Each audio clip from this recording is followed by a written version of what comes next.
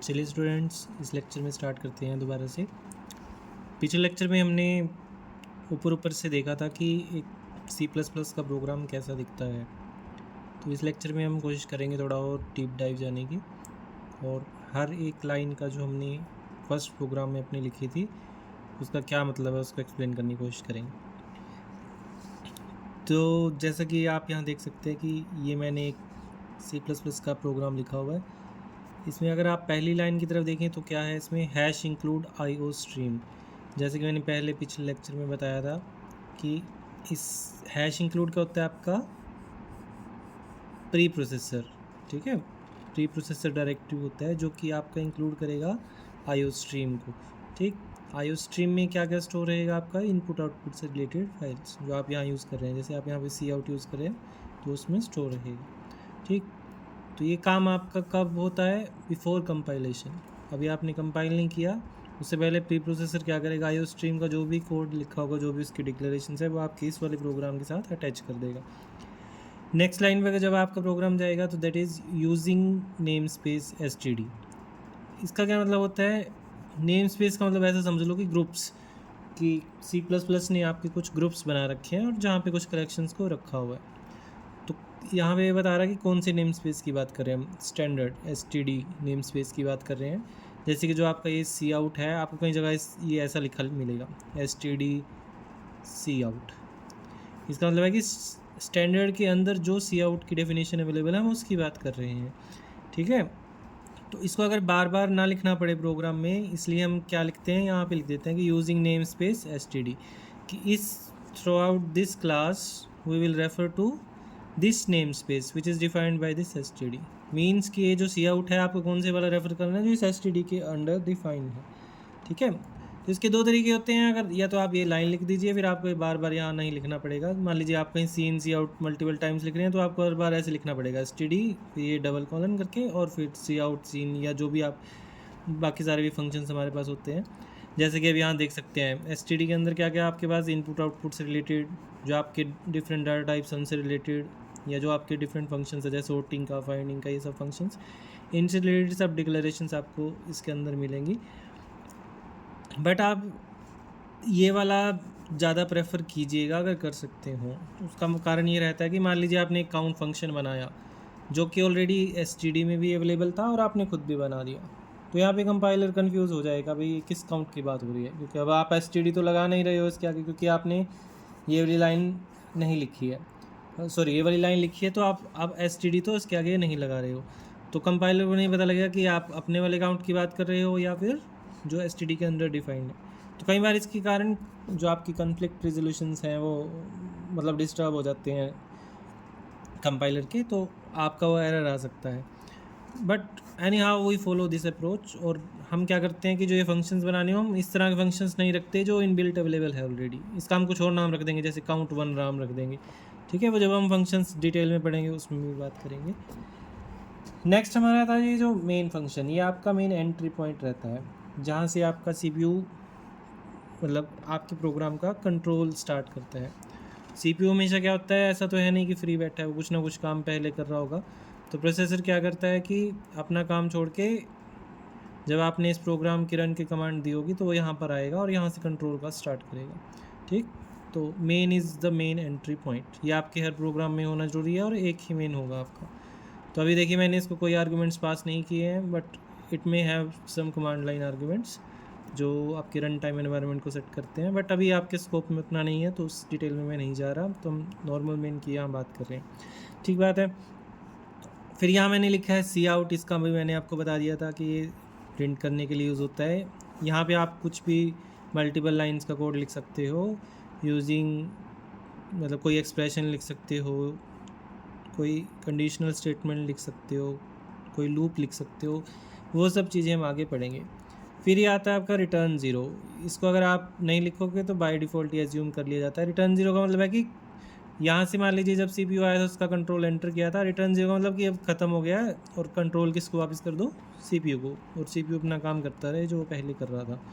ठीक है, ज़ीरो हम इसलिए लिखते हैं, ज़ीरो मतलब हमारा कोड इंटरनल रहता है कि बाय डिफ़ॉल्ट की प्रोग्राम एग्जीक्यूशन ट्रू हुआ।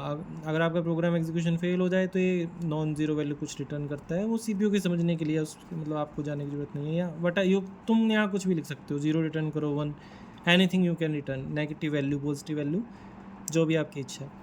ठीक बात है, अब आगे चलते हैं।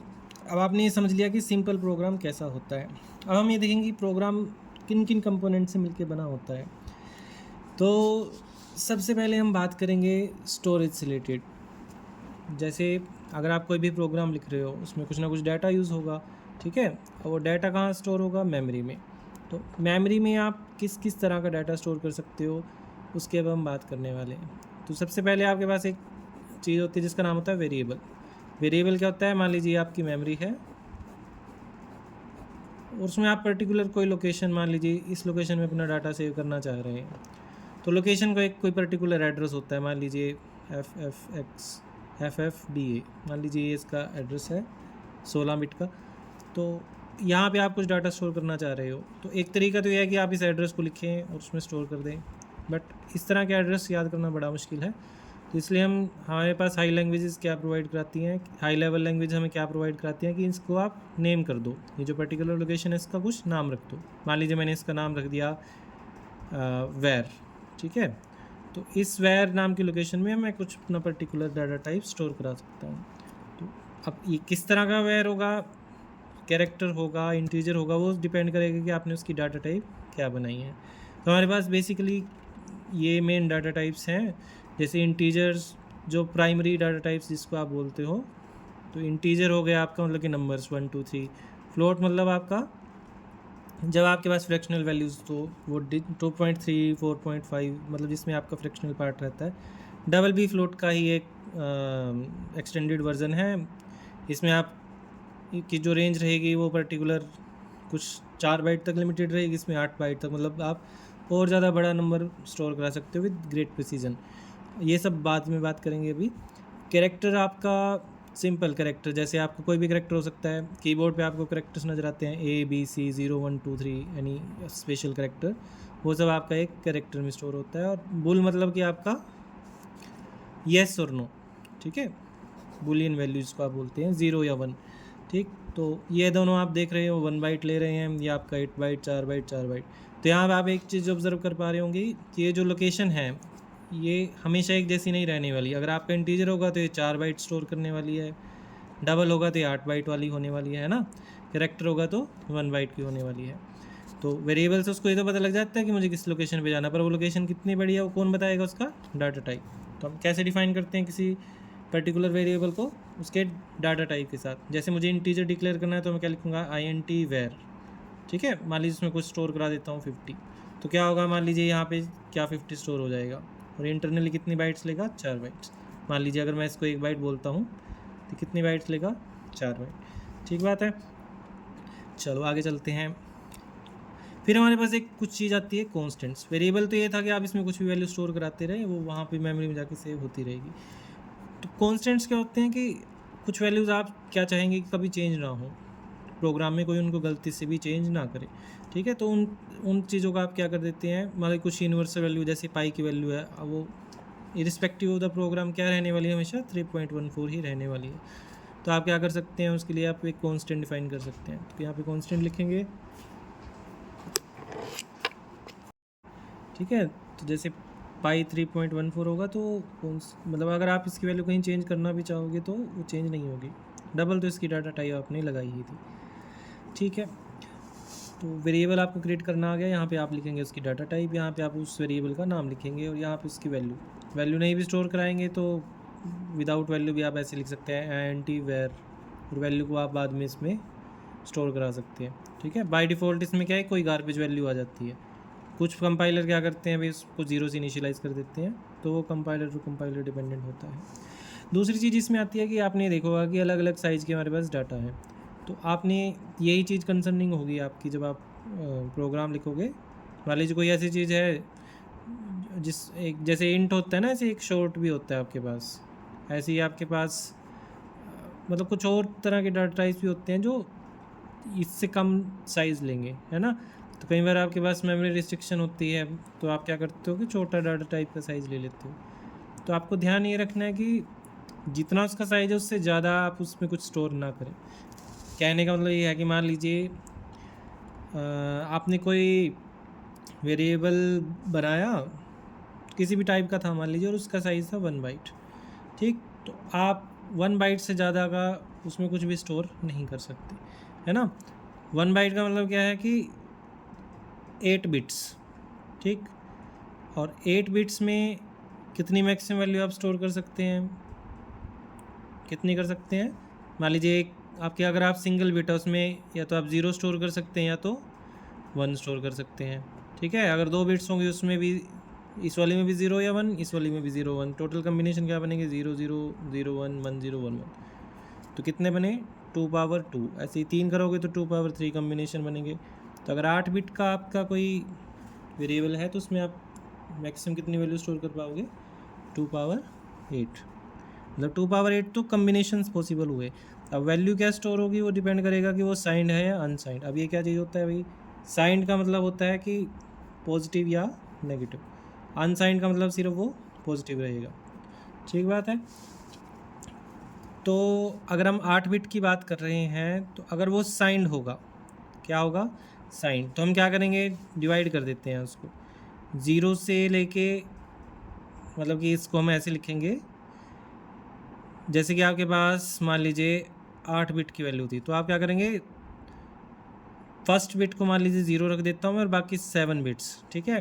और फर्स्ट बिट को मैं 1 रख देता हूँ, बाकी 7 बिट्स। तो जब यहाँ पे 0 होगा मैं उसको क्या बोल दूँगा कि वो पॉजिटिव वैल्यू है। जब मेरी जो MSB, इसको क्या बोलते हैं हम MSB, मोस्ट सिग्निफिकेंट बिट्स। तो जब आपके पास फर्स्ट बिट 1 होगी तो आप उसको बोल देंगे नेगेटिव वैल्यू, और जो बाकी की 7 बिट्स है वो आपका नंबर को रिप्रेजेंट करेंगे। और यूजिंग 7 बिट आप मैक्सिमम कितना नंबर रिप्रेजेंट कर सकते हैं 128, 2 पावर 7 होता है ना वो, ठीक है। पॉजिटिव के केस में वो 0 से लेके 127 तक हो जाएगा, क्योंकि टोटल नंबर 100, ये जो 2 पावर 7 है क्या रिप्रेजेंट करते हैं नंबर ऑफ, जो आपकी ये रिप्रेजेंटेशंस बनती है, जैसे आपकी रिप्रेजेंटेशन बनी 0 0 0 1 1 0 1 1, तो 2 पावर 2 से आपको ये पता लगा कि कितनी नंबर ऑफ रिप्रेजेंटेशंस पॉसिबल हैं।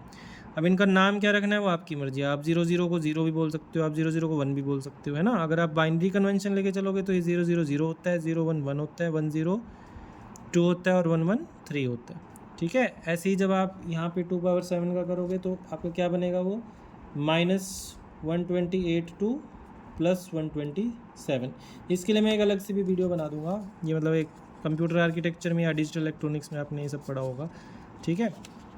तो इसमें इशू क्या होता है, आपके पास मान लीजिए आपका कोई 8 बिट या 1 बाइट का आपका स्टोरेज था और उसमें आप क्या स्टोर करना चाह रहे हो 258, क्या स्टोर हो पाएगा, नहीं हो पाएगा, क्योंकि उसकी रेंज कितनी थी पॉजिटिव में 127 ओनली, तो 127 ओनली। तो इन केसेस में आपके क्या आते हैं ओवरफ्लो एरर्स।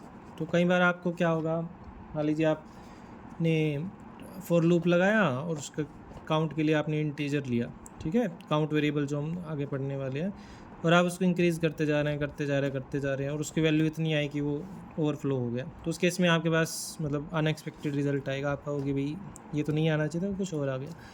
तो इन चीज़ों का भी ध्यान रखना है, ठीक है। काफ़ी जब आप अच्छी प्रॉब्लम्स करोगे तो वहाँ ये एज केसेस आते हैं, ठीक बात है। चलो थोड़ा आगे बढ़ते हैं। ये तो हमारे बेसिक डाटा टाइप थे, इन फ्लोट डबल कैर फुल, इनकी कुछ वेरिएशंस भी होती हैं, अनसाइंड साइंड रूल मैंने थोड़ी सी बताई आपको। अब अगले पे चलते हैं। फिर आप क्या आते हैं डेराइव डाटा टाइप्स, कि उन्हीं जो आपके प्रिमिटिव डाटा टाइप्स थे, बेसिक डाटा टाइप्स, उन्हीं का यूज़ करके आप और डाटा टाइप्स को बना सकते हैं। एरे का मतलब क्या होगा, जब आपके पास मान लीजिए कलेक्शन हो सेम डाटा टाइप की, जैसे आपके पास 10 इंटीजर हैं तो आप उसको एक ही, मतलब क्या कर सकते हो आप उन 10 इंटीजर को अलग अलग नाम देने की बजाय एक ही नाम दे सकते हो। वह फैसिलिटी आपको कौन देता है, एरे देता है। तो उसका भी क्या सिंटेक्स रहेगा, आप उसका डाटा टाइप लिखेंगे, उसका नाम लिखेंगे और उसका साइज़ लिखेंगे 10। अब ये 10 लिखने का मतलब ये होगा कि आपके पास कहीं मेमोरी है और वहाँ पे आपको कॉन्टिग्यूअस, ये इसका मेन फीचर है, कैसी लोकेशन मिलेगी कॉन्टिग्यूअस, मतलब एक साथ 10 लोकेशन आपको मेमोरी में कहीं असाइन हो जाएंगी, 0 1 2 3, जो एड्रेस है आपका 0 शुरू होता है अप टू 9 तक, और उसका नाम वो क्या रख देगा एरे, ठीक है। अब मेमोरी में तो बहुत कुछ पड़ा है तो इसलिए आपको 0 तो मिल नहीं रहा, तो आपको कोई बेस एड्रेस मिलेगा, क्या मिलेगा आपको बेस एड्रेस, ठीक। तो एरे में क्या हमेशा क्या कर, बेस एड्रेस में ये वाला जो आपका ये जो आपका इंडेक्स है ये हमेशा प्लस होके आपको पता लगता है कि एक्चुअल एड्रेस क्या है। मान लीजिए 400 बेस एड्रेस था, तो फर्स्ट लोकेशन का एड्रेस क्या बनेगा 400 + 0 क्या बन गया 400 ही बन गया। अगली का क्या बनेगा 400 + 1 401। अच्छा दिख नहीं रहा था।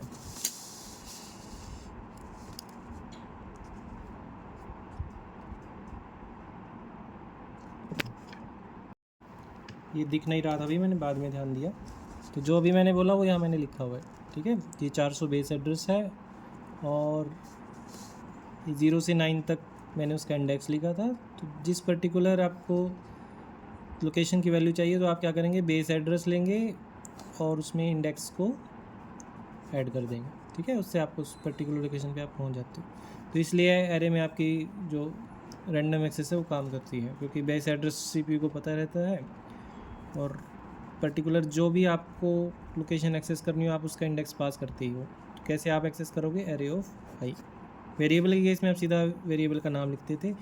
मान लीजिए ए वेरिएबल का नाम था तो वहाँ से आपको डायरेक्ट वेरिएबल मिल जाता था, बट इस केस में आपको नाम के साथ साथ इंडेक्स भी देना पड़ेगा, ठीक। फिर हमारे पास एक कुछ कंसेप्ट आता है पॉइंटर का। पॉइंटर का मतलब होता है कि जब आपको किसी वेरिएबल का एड्रेस चाहिए हो, तो मैंने आपको बताया था कि कोई भी डाटा स्टोर हो रहा है वो कहीं हवा में तो स्टोर नहीं हो रहा, वो कहाँ स्टोर हो रहा है, किसी पर्टिकुलर मेमोरी में, और उसका कोई एड्रेस भी होता है। एड्रेस कहाँ से आता है, वो सब आपका कौन जनरेट करता है, प्रोसेसर या सीपीयू। सीपीयू आपके एड्रेसेस जनरेट करता है और वही एड्रेसेस आपके प्रोग्राम को एलोकेट होते हैं जब वो एक प्रोसेस बनता है, और वही एड्रेसेस आप यहाँ पे throughout the process program use करते हो, ठीक है। और ये कौन सा एड्रेस होगा, ये लॉजिकल एड्रेस होता है, ये ध्यान रखना, ये फिजिकल एड्रेस नहीं है, ठीक है। इसके बारे में अगर डिटेल में पढ़ना आप नेट से पढ़ सकते हो, नहीं तो मैं किसी दिन डाउट क्लियरिंग सेशन होगा उसमें आप पूछ सकते हो, ठीक।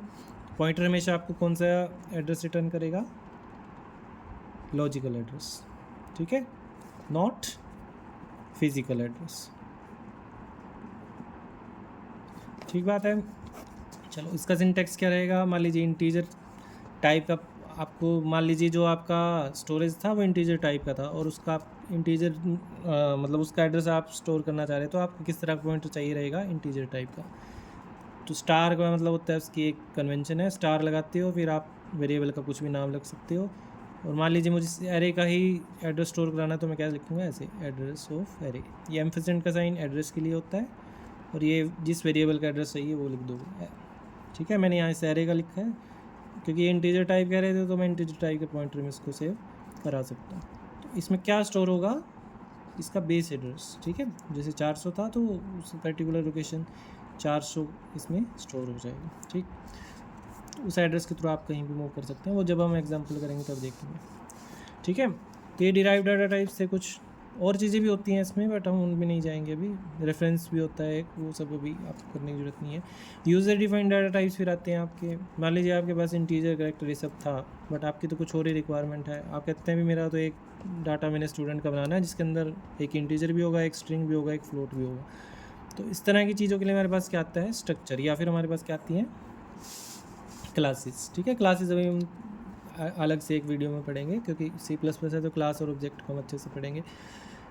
स्ट्रक्चर में क्या रहेगा आपके पास, स्ट्रक्ट नाम का आपका ये जो कीवर्ड है, ये कीवर्ड होते हैं। जैसे आप इंट यूज़ कर रहे हो, कैर यूज़ कर रहे हो, ये सब क्या हैं, कीवर्ड्स, ठीक। ये इसलिए बनाए गए हैं ताकि कंपाइलर को पता लगे कि मुझे क्या करना है। जब आप यहाँ स्ट्रक्ट लिखते हो उसको पता लग जाएगा कि हाँ भाई ये स्ट्रक्चर नाम का कुछ बनाना चाह रहा है, फिर उसका आप क्या नाम रखना चाह रहे हो। जैसे यहाँ पे आपने इंटीजर ए लिखा था ना कहीं पे, तो INT A लिखा था, मान लीजिए कहीं पे आपने INT A लिखा था, तो ये क्या था, इंटीजर उसका डाटा टाइप था, ये उसका वेरिएबल का नाम था। ऐसे यहाँ पे स्ट्रक्चर लिखोगे और उसका क्या नाम रखना चाह रहे हो, ठीक है। फिर उसके अंदर आपको क्या क्या रखना है, INT टाइप का मैंने रोल नंबर रख दिया, स्ट्रिंग टाइप का मैंने नेम रख दिया, फ्लोट टाइप का मार्क्स रख दिया, है ना। और फिर इसको बंद कर देते हैं। और तो जब आप इसको क्रिएट करना होगा आप क्या यूज़ करेंगे, स्टूडेंट S1, ठीक। अब मैं इंटीजर फ्लोट करेक्टर कुछ नहीं यूज़ करूँगा, मैं क्या यूज़ करूँगा, जो मैंने खुद डिफाइन किया, स्टूडेंट। अब स्टूडेंट के अंदर इनहेरेंटली ये तीनों चीज़ें होंगी, इंटीजर भी होगा, स्ट्रिंग भी होगा, फ्लोट भी होगा, ठीक है। चलिए आगे चलते हैं। एक हमारे पास ऐसी इनम आता है। इनम क्या होता है, जब हमें कुछ पर्टिकुलर वैल्यूज़ चाहिए, जब आप किसी चीज़ का कंपैरिजन करोगे ना, तो आप ऐसे देखोगे कि मान लीजिए कोई फ्लैग सेट है आपका, है ना, या आप मान लीजिए कोई कहीं पे आप कलर्स चेक करना चाह रहे हैं किसी चीज़ के, तो तरीका तो आपके पास मतलब क्या है, या तो आप 0 1 2 3 कुछ लिखेंगे, बट उससे क्लैरिटी नहीं मिल पाती। तो उन्हीं इंटीजर वैल्यूज़ का नाम देने के लिए हमारे पास एक डाटा टाइप आता है जिसको हम क्या बोलते हैं, enum। जैसे मैंने enum बनाया कलर नाम को, उसके अंदर ये रेड ग्रीन येलो लिख दिया, तो बाय डिफ़ॉल्ट ये यहाँ पे 0 होगा, यहाँ पे 1, यहाँ पे 2। ये कोई स्ट्रिंग्स नहीं बने मेरे, रेड ग्रीन येलो, ये कोई स्ट्रिंग नहीं है, ये क्या है, इंटीजर ही है। 0 का नाम मैंने क्या रख दिया, रेड रख दिया, 1 का नाम मैंने ग्रीन रख दिया, और 2 का नाम मैंने येलो। जब भी मैं कलर के हेल्प से इनको कहीं पे भी यूज़ करूँगा तो इसका क्या मतलब है कि मैं, जैसे मान लीजिए कलर रेड लिख रहा हूँ तो इसका मतलब 0 आ रहा है, वहाँ कलर ग्रीन लिख रहा हो तो 1 आ रहा है। तो ऐसे करके हमारे पास होगा, ठीक। कहीं यूज़ करेंगे तो मैं बताऊँगा, फिलहाल आप ध्यान रखिए कि ऐसा कुछ एग्जिस्ट करता है, ठीक बात है। फिर क्लासेस हम अलग से पढ़ेंगे। क्लासेस भी जैसे स्ट्रक्चर था ना, ऐसे ही क्लासेस भी हमारी एक यूज़र डिफाइंड डाटा टाइप होती है। उसमें भी आपके क्या होंगे, ऐसे ही आपकी जैसे इसमें आपने मेंबर्स बनाए थे, उसमें भी डाटा मेंबर्स होते हैं और आपके मेंबर फंक्शंस होते हैं। स्ट्रक्चर में भी आप मेंबर फंक्शन बना सकते हो। फिर हम देखेंगे कि भी स्ट्रक्चर और क्लास में क्या फ़र्क है। फिलहाल के लिए आप इतना ध्यान रखिएगा कि दोनों आपकी यूज़र डिफाइंड डाटा टाइप्स हैं, ठीक बात है। चलिए थोड़ा आगे चलते हैं।